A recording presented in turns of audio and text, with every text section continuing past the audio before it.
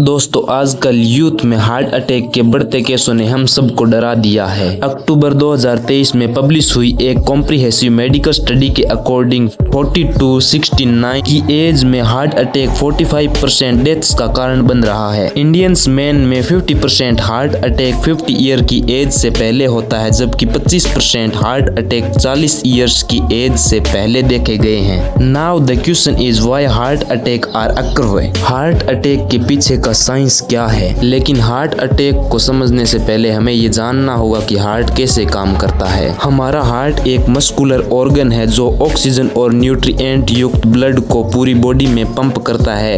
हमारा हार्ट एक main pumping chamber बायां आलिंद होता है। बायां आलिंद की मदद से ऑक्सीजन युक्त ब्लड महाधमनी के थ्रू पूरी बॉडी में जाता है। महाधमनी शरीर की सबसे बड़ी धमनी होती है, जिसमें कई धमनियां कनेक्ट होती है और इन्हीं धमनियों में हमारी कोरोनरी धमनी भी शामिल है, जो हार्ट को ऑक्सीजन युक्त ब्लड सप्लाई करती है। हार्ट अटैक की शुरुआत होती है इन्हीं कोरोनरी आर्टरी में प्लाक जमा होने से। कोरोनरी आर्टरी में जमा प्लाक को नैरो कर देती है, जिससे हार्ट तक पहुंचने वाले खून का फ्लो कम हो जाता है। इसे पार्शल ब्लॉकिंग कहा जाता है। जब यह प्लाक डिस्चार्ज होने लगता है तो यहाँ ब्लड क्लॉट बनने लग जाता है, जो नैरोइंग को और ज्यादा इंक्रीज करता है, जिससे एक सडन कंप्लीट ब्लॉकेज हो जाता है और खून का फ्लो पूरी तरह से रुक जाता है। इसे ही हम आम भाषा में हार्ट अटैक कहते हैं। ब्लड क्लॉट का बनना कोरोनरी आर्टरी के ब्लॉकेज का सबसे कॉमन कोड है। इसके अलावा कोरोनरी आर्टरी स्पेसम भी हार्ट अटैक का मेजर रीजन है, जो ड्रग्स,